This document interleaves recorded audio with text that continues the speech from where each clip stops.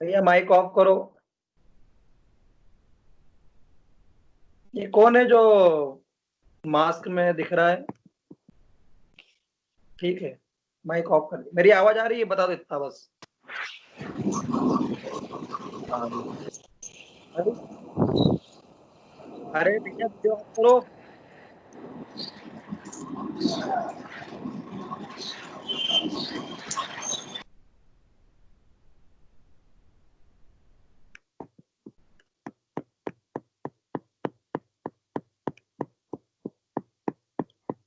मेरी आवाज आ रही है? ये कौन है जिसका वीडियो ऑन है? इसको ऑफ करो। मास्क पहना हुआ है जो। आधे रिमूव कर दो बेटा। मिलन बंद कर दे। मिलन, मिलन बरवे।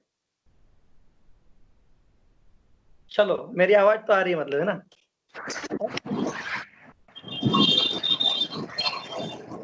हाथ जोड़ो, वीडियो ऑफ करो। मिलन, और माइक भी ऑफ करो। पहली बार क्लास अटेंड कर रहे हो क्या? चलो, हम लोगों ने जनरल सर्जरी खत्म करी, है ना? इसमें अब जनरल सर्जरी के बाद में एक बहुत बड़ा हिस्सा है जो अलग से थर्ड।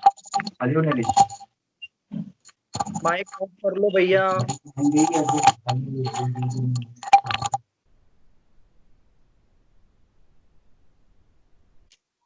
हम लोगों ने जनरल सर्जरी के बाद में एक एक हिस्सा अभी स्किप किया है, वो है ऑर्थोपेडिक, है ना? उसमें स्पाइन आएगा, आर्थराइटिस आएगा, फ्रैक्चर आएंगे, डिसलोकेशन आएंगे, है ना?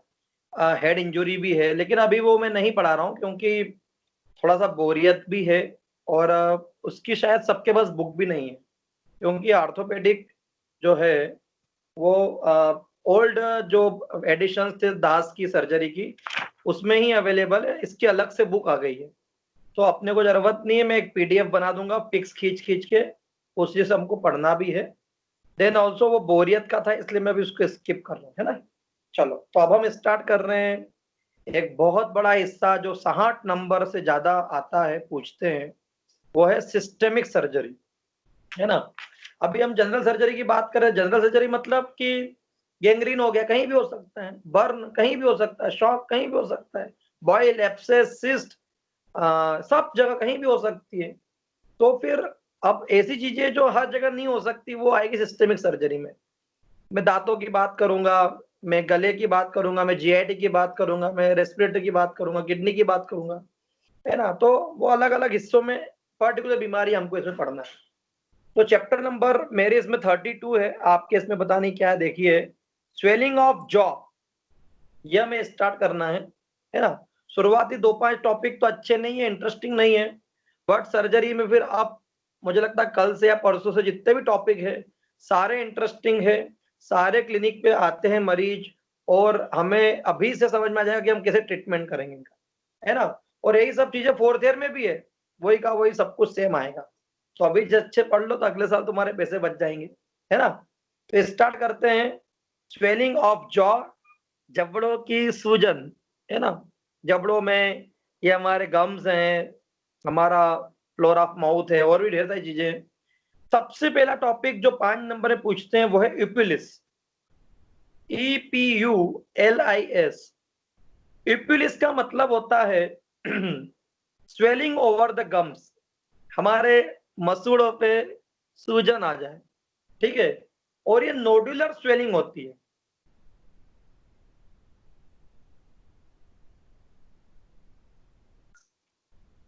एक मिनट।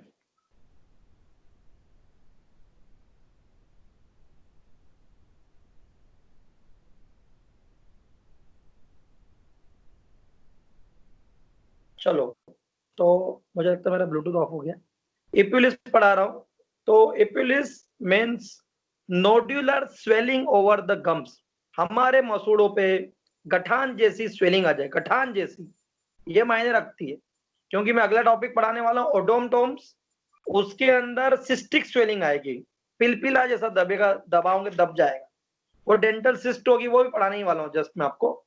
तो इप्युलिस पढ़ लो, ये थोड़ा बोरिंग टॉपिक है, बट हाँ पढ़ना है, 5 नंबर में आता है, क्योंकि the word epulis is an old term which means upon the gums.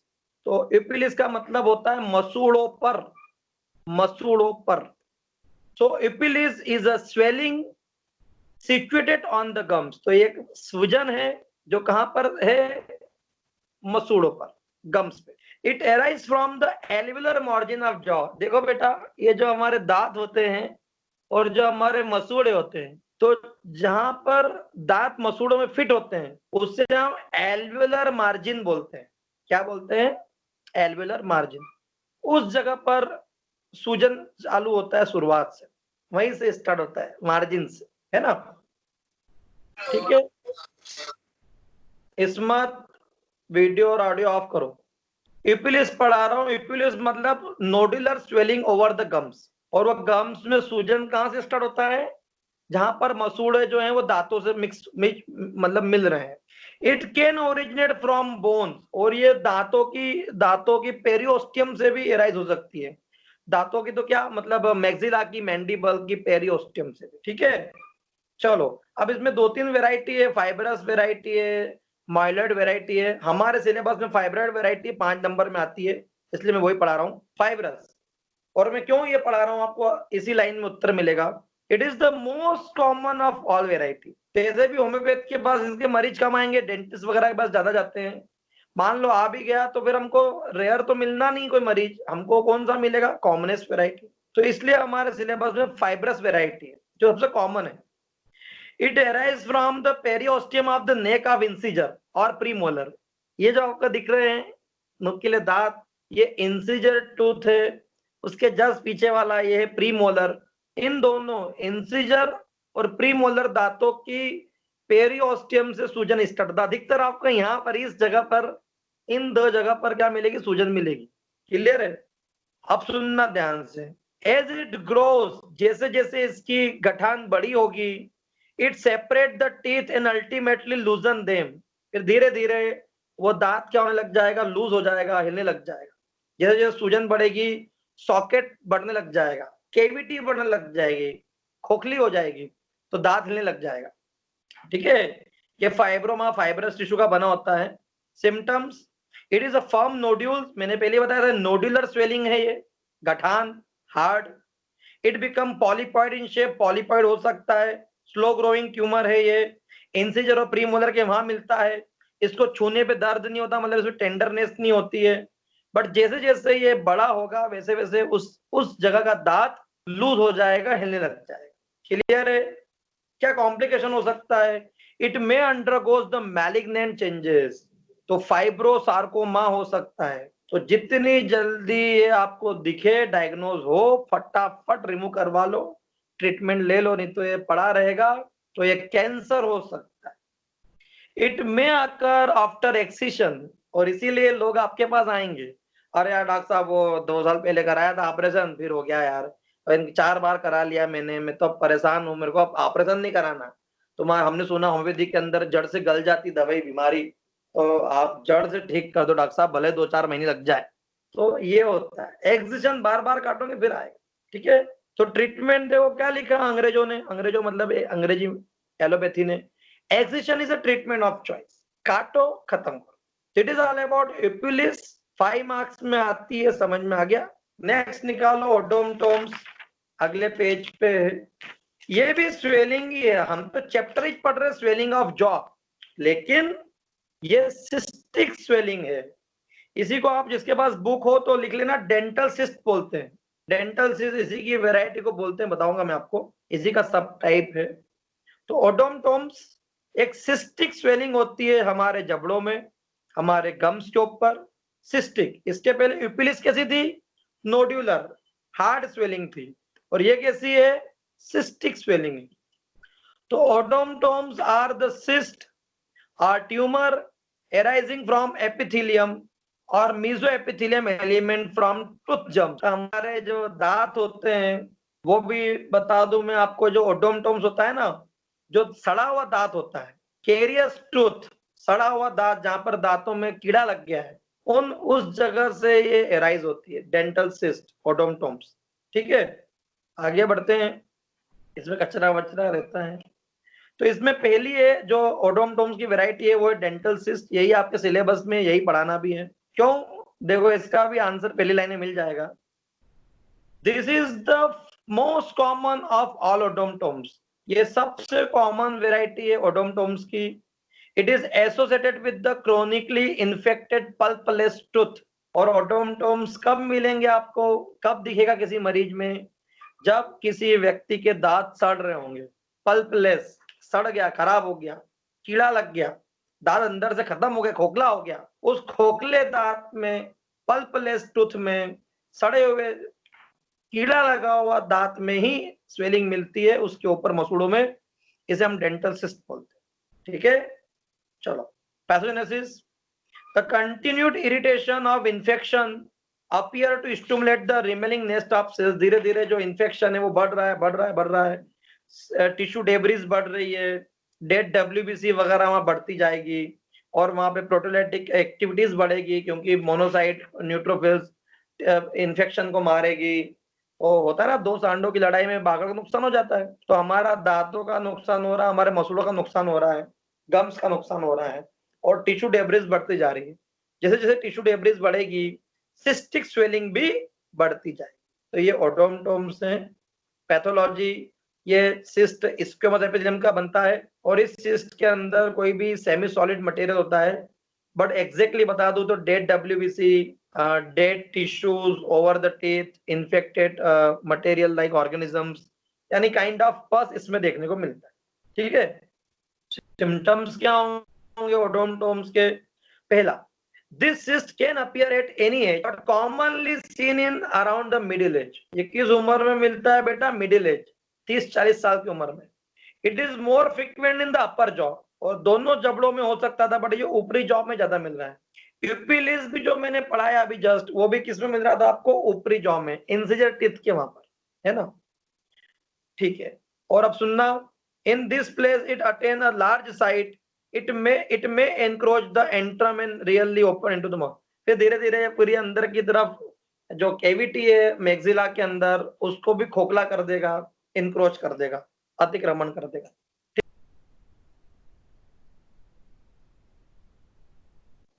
Voice नहीं आ रही सर, वॉइस नहीं आ रही है।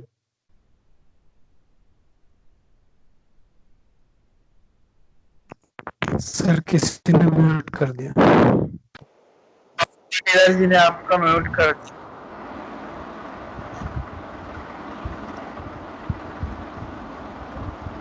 सर वॉइस ही नहीं आ रही।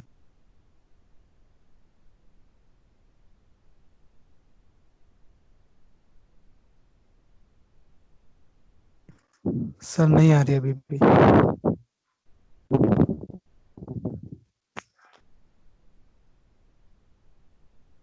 अब आ रही है? जी सर, आई। भैया वो म्यूट क्यों कर रहे हो दादा?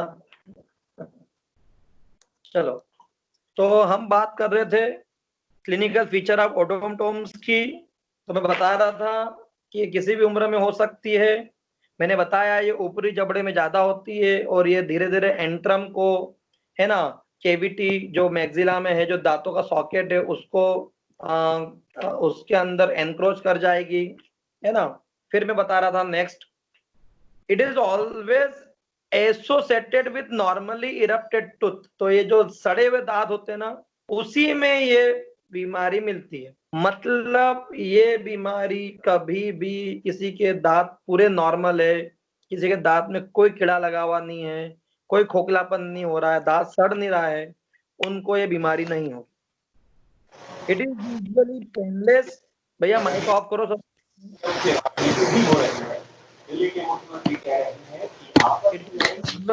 पेनलेस, दर्द रहित होता है। हाँ, इट इन्फेक्ट हो जाएगा तो दर्द होना चालू हो जाएगा। तो जनरली ये पेनलेस होती स्वेलिंग। ठीक है, when the bone is thinned out it may be एक शेल क्रैकिंग। जैसे जैसे मैक्सिला की हड्डी सड़ती जाएगी, डीकैल्सिफाइड हो जाएगी, खोखली हो जाएगी, पतली हो जाएगी, तो आपको एक शेल क्रैकिंग मिलेगी। जैसे वो कच्चे अंडे का आपने ऊपर की परत जो है वो आप देखोगे तो किस तरह का दबलेंगे तो कुचलने जैसी आवाज आती है, या जब पत्तियां कुचलते हैं अपन सूखी तो इसको बोलते हैं एक शेल क्रैकिंग, वो साउंड आता है। ठीक है, कंप्लीटली बोन डिस्ट्रॉय हो सकती है। ठीक है, चलो अब है एक्सरे कराना पड़ता है इसके अंदर, और कोई ऑप्शन नहीं। शरीर काजी कौन है ये, अपना माइक म्यूट करो। चलो नेक्स्ट, इसका ट्रीटमेंट क्या है? Pre and post operative dental hygiene must be maintain. तो डेंटिस्ट की गलती है, उसने हाइजीन मेंटेन नहीं करा, एंटीबायोटिक नहीं दिए। Affected carious tooth should be removed. Dentist की गलती कि उसको लग रहा था कि यार इसमें दांत में कीड़ा लग रहा है, दांत सड़ रहा है, उसको हटा लेना चाहिए था। ये हमारी गलती कि हम डेंटिस्ट के पास गए ही नहीं। The cyst be approached intraorally, intraorally surgery करना पड़ेगी, कोई ऑप्शन नहीं। तो कुल मिला के सर्जरी के अलावा इनके पास कोई ऑप्शन नहीं है इस बीमारी का भी। ना इप्यूलस का इलाज है, नोडुलर स्वेलिंग, ना डेंटल सिस्ट का इलाज है। तो ये भी 5 नंबर में आता था। इसके नीचे और भी वेराइटीज है, आपको नहीं पढ़ना है। ठीक है,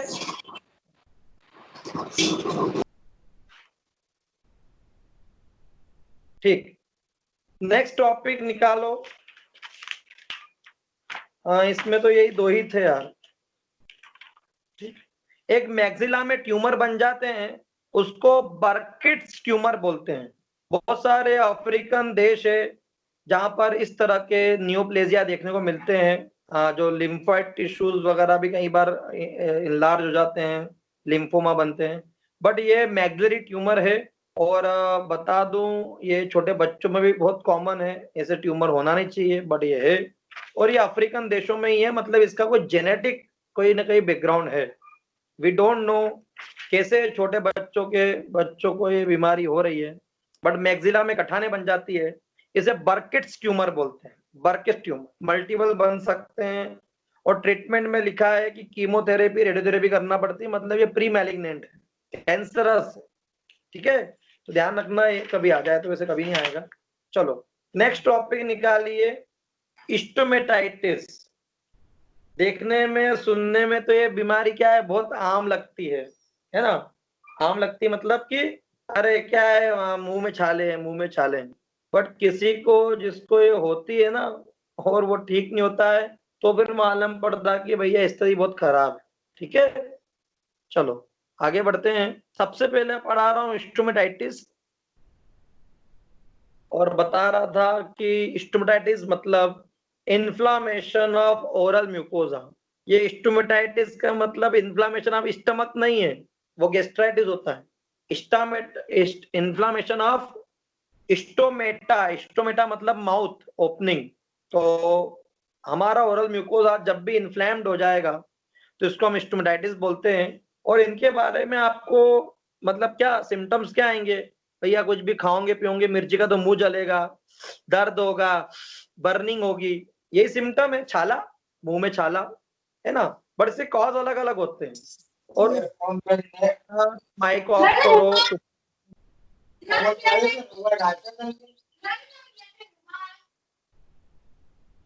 तुषार पटेल माइक ऑफ करो। गुड, क्लास में जरूरत ही नहीं तुम लोगों को, है ना। स्टोमेटाइटिस पढ़ा रहा हूँ, इन्फ्लामेशन ऑफ। भैया सीख लो, डेमो वेमो ले लो, तो 5-10 दिन सीख लो अच्छे से स्काइप चलाना। तो बेटा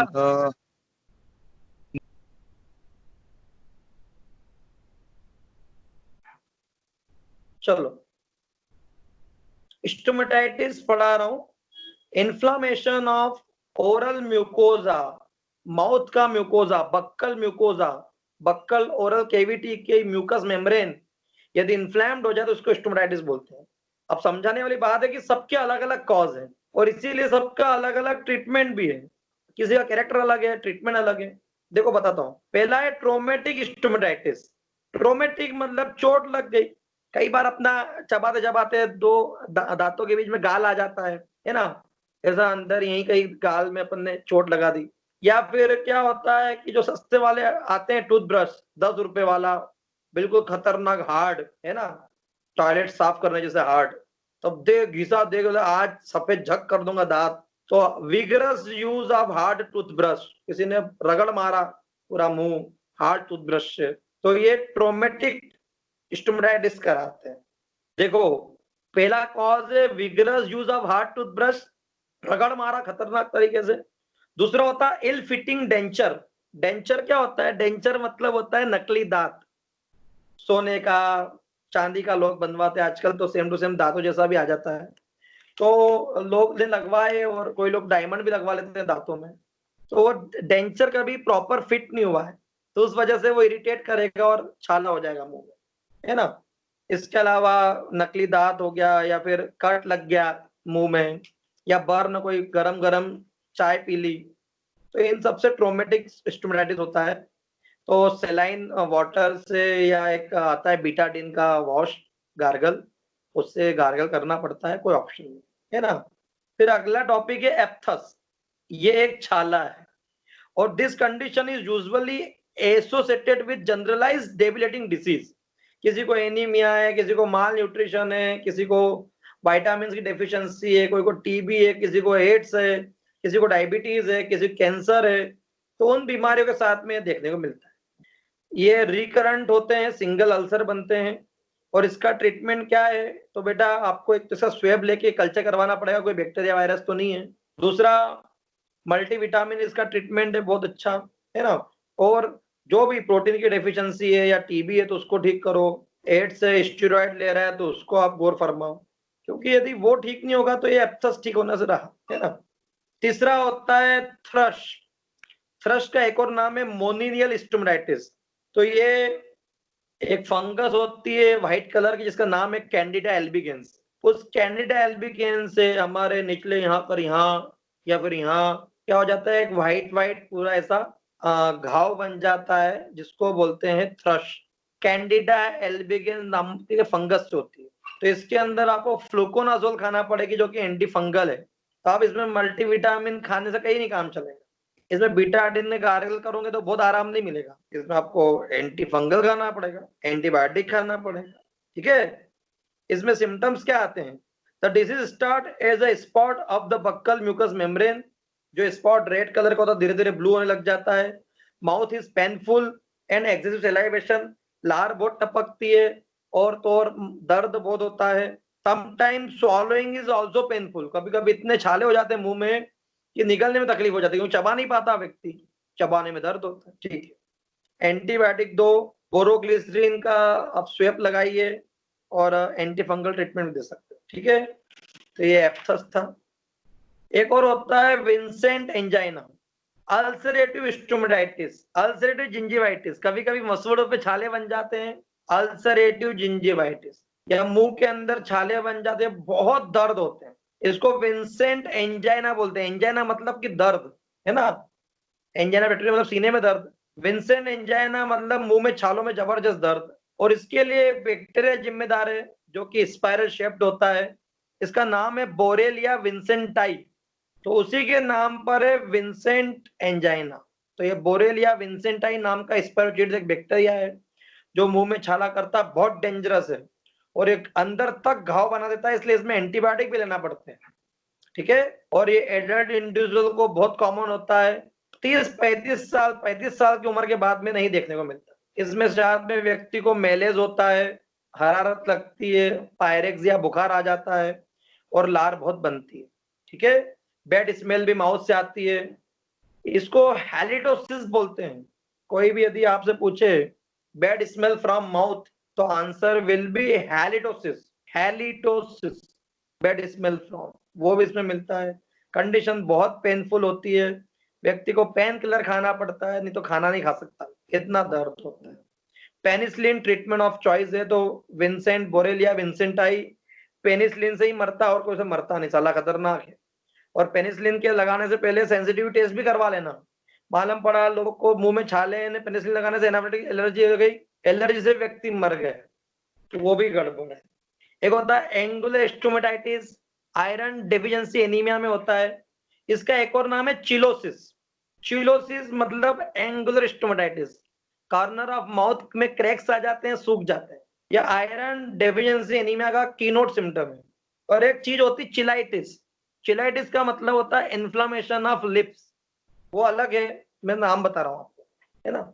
चलो, तो it is all about types of the stomatitis, cause अलग है, ट्रीटमेंट अलग अलग है सब, ठीक है।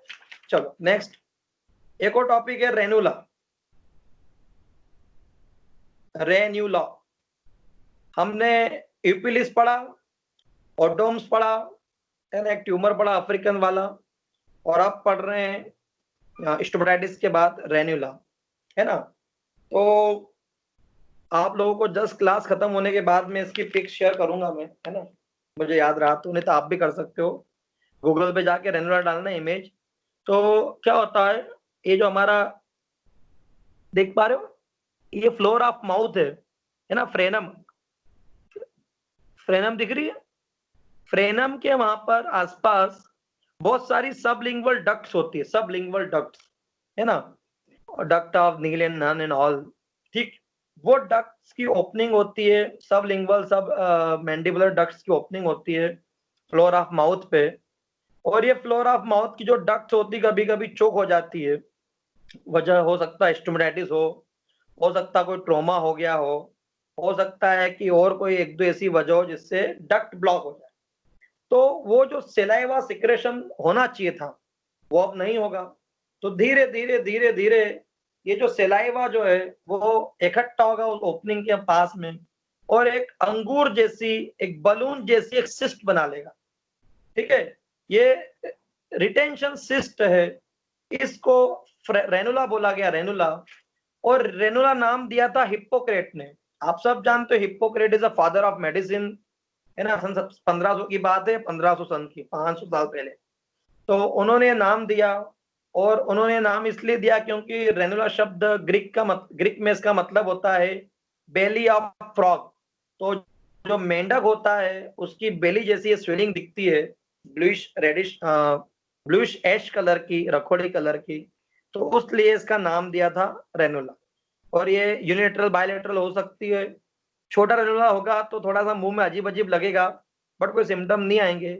जैसे जैसे रेनुला बड़ा होगा, जैसे जैसे रेनुला बड़ा होगा, तो जैसे मान लो आप ये समझो, ऐसे सिम्टम समझना हो तो अंगूर अभी आ ही रहे होंगे, आप एक अंगूर का थोड़ा बड़ा दाना, है ना, मुंह में रखना जीभान के नीचे, तो आपको बोलने में तकलीफ पड़ने लग जाएगी, है ना, आवाज गड़बड़ हो जाएगी, निगलने में तकलीफ पड़ेगी, है ना, चबाने में तकलीफ पड़ेगी, वो सब सिम्टम इसमें देखने को मिलते हैं। तो ये रेन्यूला है, रेन्यूला, एलियम सिप्पा इसकी एक अच्छी दवा, और भी दो चार नाम है रेपर्टरी में, देख लेना। तो रेनुला यानी बेली ऑफ फ्रॉग, नाम किसने दिया था, Hippocrates. Ranula is the transparent cyst on the floor of mouth, एक ट्रांसपेरेंट सिस्ट है जो कहां देखने को मिलती है, फ्लोर ऑफ माउथ में, the on the either side of the, या सेम साइड, जैसे एक ही साइड में हो सकती है यूनिलेटरल, या दोनों साइड में भी हो सकती है bilateral. The term ranula is a Latin word, मैंने ग्रीक बोल दिया था, गलत बोला, लैटिन वर्ड है, विच मीन्स स्मॉल फ्रॉग, तो छोटे मेंढक को लैटिन में, ब्राजील के लोग जो हैं, अर्जेंटीना के लोग हैं, रेनुला का मतलब होता है छोटा मेंढक। As the swelling looks like a belly of frog, क्योंकि इसकी जो सूजन होती है, स्वेलिंग होती है, it's looks like a belly of frog. Google पे इमेज देखना, आपको 2-3 जीवान के नीचे वाली ऐसी स्वेलिंग मिलेगी, ऐसा लगेगा जैसे मेंढक को उल्टा करके उसकी वो फूलता है ना जब मेंढक, ऐसी स्वेलिंग दिखती है। Hippocrates give this name, Hippocrates father of medicine.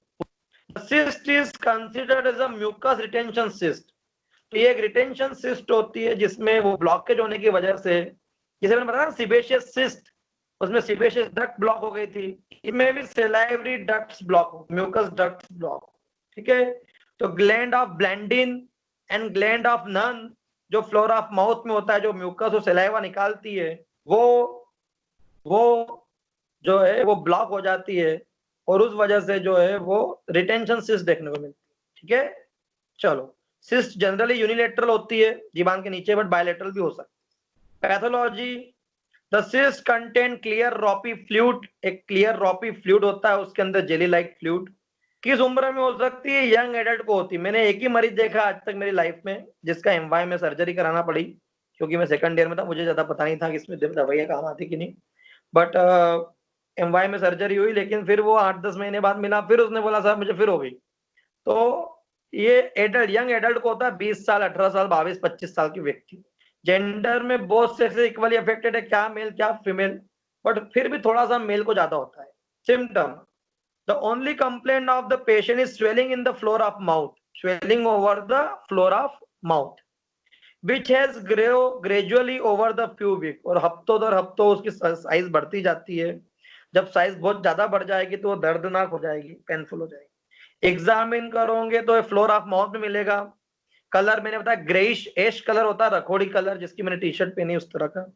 Temperature, tenderness, ये कोई इन्फ्लामेट्रिक स्वेलिंग नहीं है, इसलिए ना इसमें दर्द है, ना इसमें आपको बहुत ज्यादा मात्रा में बुखार आएगा मरीज को, टेंडरनेस नहीं मिलेगी। ठीक है। साइज जनरली 1 से 5 सेंटीमीटर का ये हो सकता है। सरफेस स्मूथ होगी, कंसिस्टेंसी सिस्टिक होगी, दबाओगे तो पिलपिला दबेगा, ऐसा लगेगा जैसे बलून में पानी भरा हुआ है, और मोबाइल होती है। ठीक है। टाइप्स 2 होते हैं, सिंपल जो सुपरफिशियल बाहर की तरफ होता है, और डीप जो अंदर गहराई में होता है। क्या कॉम्प्लिकेशन हो सकता है रेनुला की? यदि किसी को रेनुला है लंबे समय तक तो क्या हो सकता है? इन्फेक्शन, बस्टिंग, फूट सकता है। रिपीटेड ट्रोमा, जब भी हम कुछ बोलेंगे, चबाएंगे, खाएंगे तो बार बार चोट लगेगी। एंड अ बिग रेनुला, यदि अंगूर का बड़ा दाना जैसा रखा ना, a big ranula may cause difficulty in speech, और बोलने में तकलीफ होगी। एंड ईटिंग, चबाने में तकलीफ होगी, खाने में तकलीफ। ट्रीटमेंट अगेन एलोपैथ के पास में कंप्लीट एक्सिशन, काटो खत्म, इसके अलावा उनके पास एज सच कोई इलाज नहीं है। आया समझ में? तो it is all about this. ठीक है, लास्ट टॉपिक और पढ़ लेते हैं, खत्म हो जाएगा चैप्टर। ल्यूकोप्लेकिया। ल्यूकोप्लेकिया, ल्यूको मतलब होता है व्हाइट, है ना, प्लेकिया मतलब पेचेस। तो क्या होता है, जिबान पे कॉर्नर ऑफ टंग पर, जैसे वो चूना होता है, चूना सूख के पपड़ी बन जाए जैसे, इस तरह के व्हाइट व्हाइट केराटिन के प्रोटीन के चकते बन जाते हैं। कभी सांप की केचुली देखिए, वो एक्चुअली में उसकी लेयर ही होती है स्किन की, जिसको निकाल देता बाद में। तो यहाँ पर भी यदि टंग है, इसकी जो सुपरफिशियल स्क्यूमस लेयर वगैरह है वो कॉर्निफाइड हो जाए, केराटिनाइज्ड हो जाए, तो फिर वो व्हाइट व्हाइट पैचेस बनने लग जाएंगे टंग में। इसी को बोलते हैं ल्यूकोप्लेकिया। हमारे ओरल कैविटी में, गाल के अंदर की तरफ ये बन सकते हैं। और सबसे बड़ी बात है, ये प्री मैलिग्नेंट कंडीशन है टंग की। मतलब बस यदि ल्यूकोप्लेकिया 2-4 साल है किसी व्यक्ति को, और फिर भी वो नहीं सुधरा, कॉज उसका अभी भी स्टिल बना रहेगा, तो उसको टंग कैंसर हो जाए, है ना। तो ल्यूकोप्लेकिया को हल्के में नहीं लेना है। इसके कॉज में 6 एस है, S S S S S. पहला है शार्प टूथ, जिनके नुकीले दांत होते, ड्रैकुला जैसे, वेम्पायर जैसे, उनको बार बार चोट लग जाती है चबाते वबाते करते, तो उससे रिपीटेड ट्रोमा, शार्प टूथ से भी ये बीमारी होती है, शार्प टूथ। दूसरा, ऐसे लोग जो स्मोकिंग बहुत करते हैं, उनको भी ये बीमारी ज्यादा होती है। तीसरा, स्प्रिट, ऐसे लोग जो शराब बहुत पीते हैं, दारू, उनको भी बीमारी ज्यादा होती है। चौथा, सेप्सिस, जिनको जो ओरल हाइजीन मेंटेन नहीं करते हैं, सेप्सिस, पस बन रहा है, बार बार मुंह में छाले हो रहे हैं, दांतों में कीड़े लगे हुए हैं, दांत सड़ रहे हैं, उनको भी बीमारी ज्यादा होती है। सिफिलिस, ऐसे लोग जो मल्टीपल सेक्स पार्टनर रखते हैं, उनको सिफिलिस होता है, और ये लोगों को भी यह बीमारी ज्यादा होती है। ठीक है। और स्पाइसी फूड, ऐसे लोग जो बिल्कुल झन्नाट खाना खाते हैं, तो ये नक्स वोमिका की तरह जा रहा है व्यक्ति। देखो,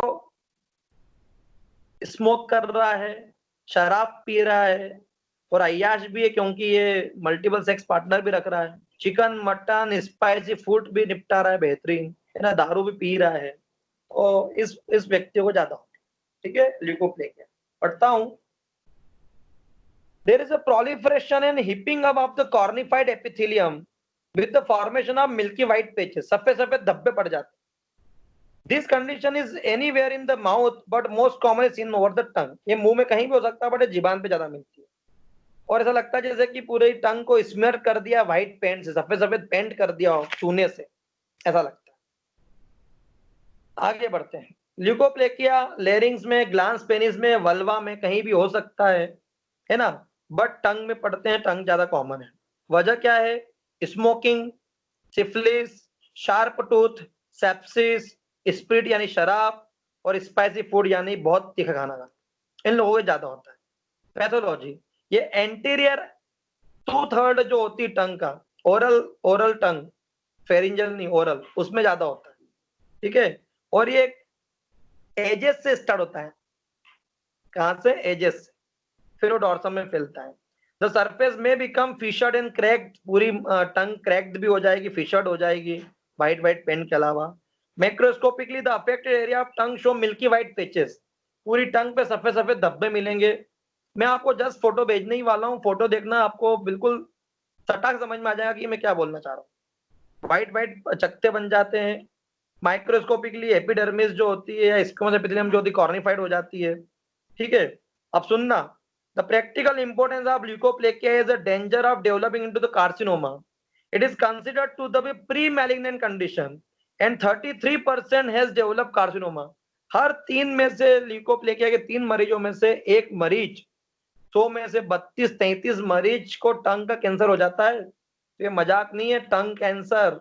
मेरा नाम मुकेश है, मेरे को ये हो गया, मर गया, समझना बहुत बड़ी बात है, ठीक है। चलो, उम्र, ये मिडिल एज 35-40 साल की उम्र में होगा, क्योंकि दारू सिगरेट के तुम 10 साल की उम्र से तो पी नहीं रहे हो, और एक दिन पीने से भी नहीं होगा। मल्टीपल सेक्स पार्टनर एडल्ट रखेगा, स्पाइसी फूड, ढाबे वाबे खाना, और ये मेल को ज्यादा कॉमन होता है हमेशा की तरफ। क्यों पुरुषों को कॉमन है? वही मल्टीपल सेक्स पार्टनर, सिगरेट ने, स्मोकिंग के अलावा दारू, सिफिलिस। चलो, 4 स्टेज होती है। स्टेज 1, इसमें हल्का सा थिन ग्रे कलर की ट्रांसपेरेंट फिल्म बनती है, बस। ग्रेड 2, वो थिन फिल्म ओपेक व्हाइट हो जाती है। ग्रेड 3, नोड्यूल्स बन जाते हैं, टंग में क्रैक और फिशर आना चालू हो जाते हैं। ग्रेड 4, कैंसर डेवलप हो जाता है। Treatment, being a pre malignant condition, it should be biopsied as soon as possible. फटाफट इसकी बायोप्सी दिलवाओ। कैंसर हो तो जीबान काटना पड़ेगी केजरीवाल की तरह, कैंसर होगा तो। स्मॉल यदि पैचेस वगैरह आए तो फिर रैप ऑफ करना पड़ेगा, साफ करना पड़ेगा, बट कीमोथेरेपी देना पड़ेगी, रेडियोथेरेपी देना पड़ेगी, सर्जरी करना पड़ेगी, कोई ऑप्शन नहीं है। और होम्योपैथी के अंदर भी इलाज तो है, कॉन्स्टिट्यूशनल ड्रग्स दे दो, ठीक है। चलो, इट इज ऑल अबाउट टंग। चलो, तो आज के लिए इतना ही है ना। कल हम पढ़ेंगे क्लेफ्ट लिप, क्लेफ्ट पैलेट, ठीक है। चलो, एग्जिट हो जाओ। Thank you sir.